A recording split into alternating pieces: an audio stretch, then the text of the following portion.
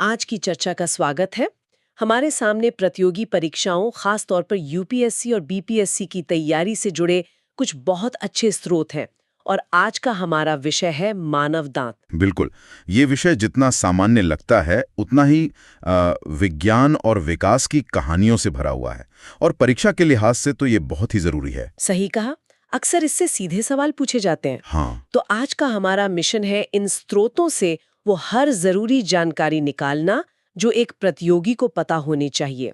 हम दांतों की संरचना, उनके प्रकार, वो थोड़ा मुश्किल लगने वाला डेंटल फॉर्मूला और कुछ ऐसे तथ्यों पर बात करेंगे जो अक्सर एमसीक्यूज में दिखाई देते हैं। चलिए शुरू करते हैं। तो सबसे पहले जब भी मानव दांतों की बात होती है तो स्रोतों के अनुसार 3 शब्द बार बार आते हैं: थीकोडोंट, हेटेरोडोंट और डाइफायोडोंट। ये सिर्फ परिभाषाएं नहीं है ना? ये सिर्फ परिभाषाएं नहीं हैं।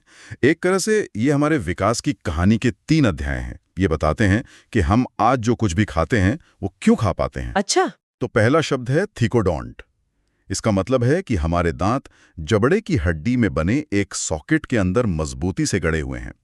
वो किसी कील की तरह नहीं है जो बस सतह पर लगे हों। मतलब ये एक मजबूत नींव की तरह है। यही वजह है कि हम अखरोट जैसी सख्त चीजें भी तोड़ पाते हैं, क्योंकि दांत अपनी जगह से हिलते नहीं हैं। एकदम सही। वो शक्ति उसी सॉकेट से आती है। अगर आप जैसे सरीसृपों यानी रेप्टाइल्स के दांतों को देखें तो वो जबड़े से बहुत हल्के से जुड़े होते हैं। अच्छा, और आसानी से टूट भी जाते होंगे फिर। हाँ बिल्कुल। हमारी थीकोडोंट व्यवस्था हमें एक बहुत शक्तिशाली बाइट देती है। अब दूसरा शब्द हेट्रोडोंट। हेट्रोडोंट। इसका सीधा सा मतलब है कि हमारे सारे दांत एक जैसे नहीं हैं। हेट्रो यानी अलग अलग। हमारे पास 4 अलग अलग तरह के टूल्स का एक पूरा सेट है। ये दिलचस्प है। मतलब हमारे मुंह में एक पूरी टूल किट है, कुछ काटने के लिए, कुछ फाड़ने के लिए और कुछ पीसने के लिए। ये हमारे सर्वाहारी यानी ओमनिवोरस होने का सीधा सबूत है ना? कि हम मांस से लेकर पेड़ पौधों तक सब कुछ खाने के लिए विकसित हुए हैं। आपने बिल्कुल सही पकड़ा। और फिर तीसरा शब्द है डाइफायोडोंट। डाइफायोडोंट। डाई मतलब 2। इसका मतलब है कि हमारे जीवन में दांतों के 2 सेट आते हैं, पहले दूध के दांत और फिर स्थायी दांत। ये भी एक तरह का विकासवादी समझौता लगता है। बच्चे के छोटे जबड़े के लिए एक छोटा सेट और फिर वयस्क जीवन के लिए एक बड़ा मजबूत सेट। बिल्कुल। तो ये 3 शब्द थीकोडोंट, हेटेरोडोंट और डाइफायोडोंट, ये सिर्फ रटने वाले तथ्य नहीं है, बल्कि ये मानव दांतों का पूरा परिचय है। जी हाँ। और इसी तीसरे शब्द डाइफायोडोंट से एक क्लासिक तुलना निकलती है जिस पर हर परीक्षा में सवाल बनता है: दूध के दांत बनाम स्थायी दांत, इनमें मुख्य अंतर क्या है? देखिए, सबसे पहला और सबसे साफ अंतर है समय और संख्या का। दूध के दांत, जिन्हें डेसिडुअस दांत भी कहते हैं, वो जन्म के लगभग 6 महीने बाद आना शुरू होते हैं और करीब 2 साल की उम्र तक पूरे 20 दांत आ जाते हैं। सिर्फ 20? हाँ, सिर्फ 20। वहीं जो स्थायी दांत हैं वो 6 साल की उम्र से आना शुरू होते हैं और दूध के दांतों की जगह लेते जाते हैं और इनकी कुल संख्या होती है 32। 20 और 32, ये जो 12 दांतों का अंतर है, ये कहाँ से आता है? मुझे लगता है यहीं पर वो सवाल छिपा है जो अक्सर परीक्षार्थियों को फंसाता है। हाँ, और वो अंतर आता है एक खास प्रकार के दांतों से। बच्चों के दूध के दांतों के सेट में प्रीमोलर्स यानी अग्रचर्वणक होते ही नहीं हैं। अच्छा, ये तो बहुत जरूरी बात है। बिल्कुल। उनके पास सिर्फ 3 तरह के दांत होते हैं: 8 कृंतक यानी इंसाइजेस काटने के लिए, 4 रदनक यानी किनाइन्स फाड़ने के लिए और 8 चर्वणक यानी मोलर्स पीसने के लिए। तो कुल हो गए 20। जी। जबकि वयस्कों में ये चौथे प्रकार के दांत प्रीमोलर्स भी आ जाते हैं। तो अगर परीक्षा में सवाल आता है कि दूध के दांतों के सेट में कौन से दांत अनुपस्थित होते हैं, तो सीधा जवाब है प्रीमोलर्स। एकदम। ये एक बहुत ही महत्वपूर्ण बिंदु है। संक्षेप में देखें तो संख्या में दूध के 20, स्थायी 32, प्रकार में दूध के दांतों में प्रीमोलर्स नहीं होते और मजबूती में भी फर्क है। हाँ, दूध के दांत थोड़े कमजोर होते हैं ना? हाँ, वो आकार में छोटे, थोड़े कमजोर और अस्थायी होते हैं। उनकी जड़ें भी छोटी होती हैं ताकि स्थायी दांत उन्हें आसानी से धकेलकर बाहर निकाल सकें। स्थायी दांत तो फिर बड़े, मजबूत और जीवन भर के लिए होते हैं। इन संख्याओं और प्रकारों के अंतर को वैज्ञानिक तरीके से लिखने का भी एक तरीका है, जिसे डेंटल फॉर्मूला कहते हैं। ये अक्सर छात्रों को थोड़ा डरावना लगता है। हाँ, लेकिन असल में ये इन अंतरों को समझने का सबसे आसान तरीका है। ये एक तरह का डेंटल शॉर्टहैंड है। डेंटल शॉर्टहैंड, ये अच्छा कहा आपने। इसे एक भिन्न यानी फ्रैक्शन की तरह लिखते हैं, जैसे 2102 2102। यहाँ पर जो ऊपर का हिस्सा है न्यूमरेटर, वो ऊपरी जबड़े के सिर्फ आधे हिस्से के दांतों को दिखाता है। सिर्फ आधे हिस्से के? हाँ। और नीचे का हिस्सा डिनोमिनेटर वो निचले जबड़े के आधे हिस्से को, और इसमें जो संख्याएं हैं वो दांतों के प्रकार का क्रम है, कृंतक, रदनक, प्रीमोलर और चर्वणक। अच्छा, तो दूध के दांतों का फॉर्मूला 2102 2102 है। चलिए इसे तोड़कर समझते हैं।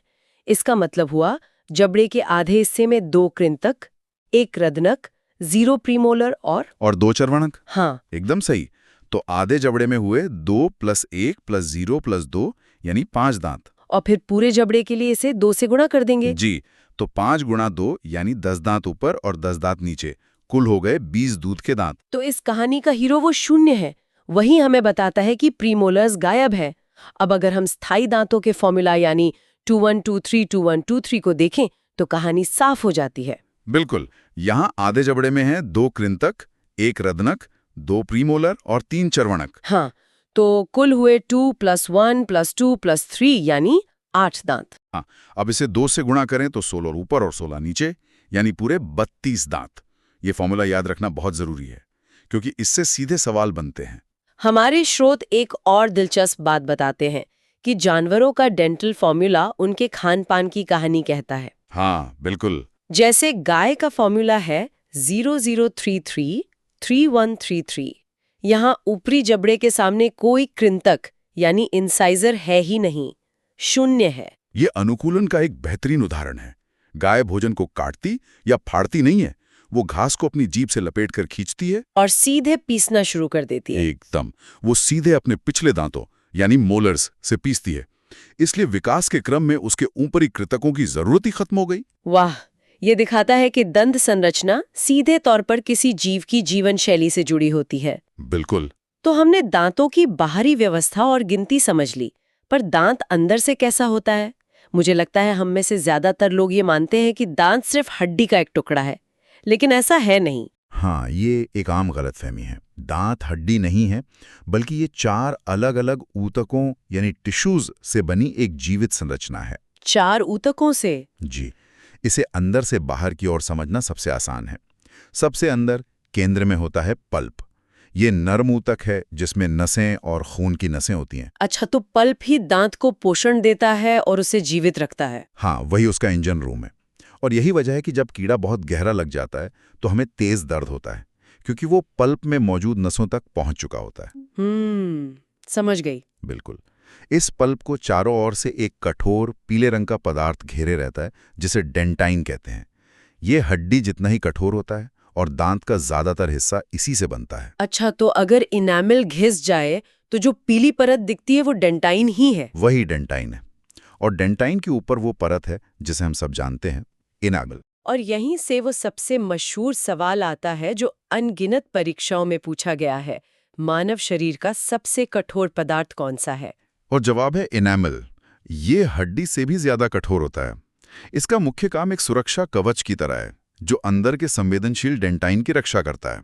और दांतों को जो सफेदी और चमक मिलती है वो भी इनामिल की वजह से ही है। जी, स्रोत ये भी बताते हैं कि इनामिल और डेंटाइन दोनों ही मुख्य रूप से कैल्शियम और फास्फोरस से बने होते हैं, खासतौर पर कैल्शियम फॉस्फेट के रूप में। ये रसायन विज्ञान के नजरिए से भी एक जरूरी तथ्य है।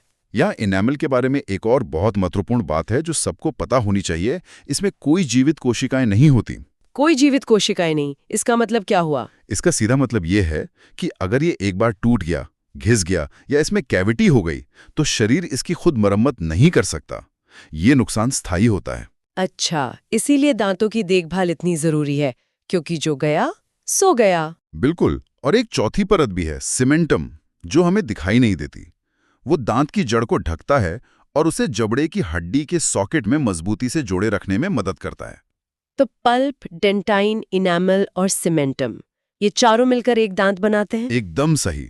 चलिए, अब हम वापस उस हेटेरोडोंट वाले बात पर आते हैं।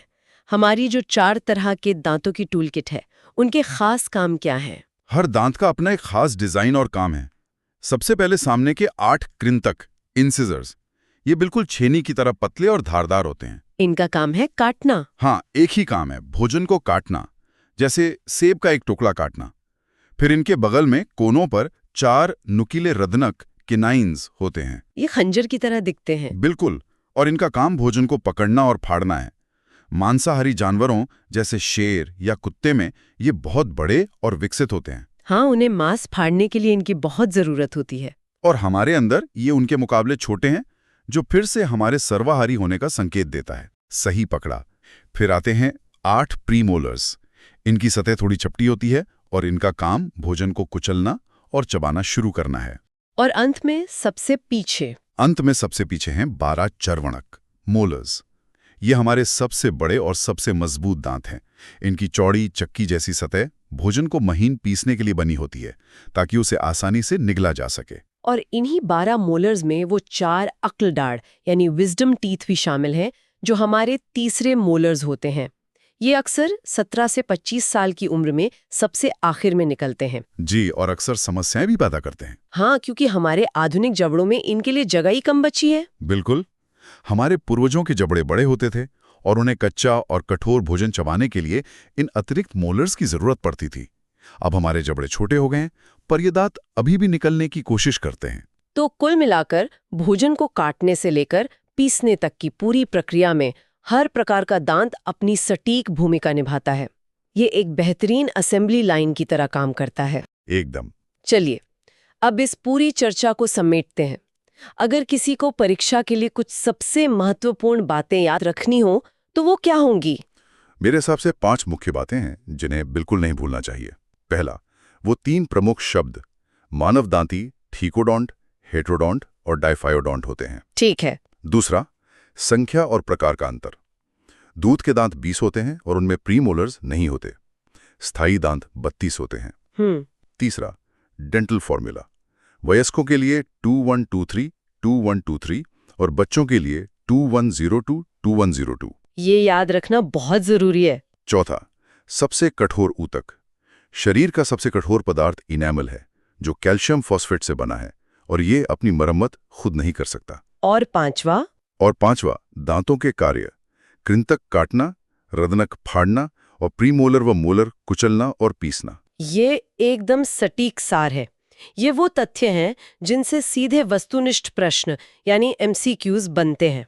जाते जाते एक विचार छोड़ जाते हैं। हमने बात की कि हम डाइफायोडोंट हैं, यानी हमें जीवन में दांतों के सिर्फ 2 मौके मिलते हैं। हाँ, लेकिन हमारे स्रोत बताते हैं कि शार्क, हाथी और कंगारू जैसे कुछ जानवर पॉलीफायोडोंट होते हैं। पॉलीफायोडोंट, इसका क्या मतलब है? इसका मतलब है कि उनके दांत जीवन भर लगातार गिरते और फिर से उगते रहते हैं।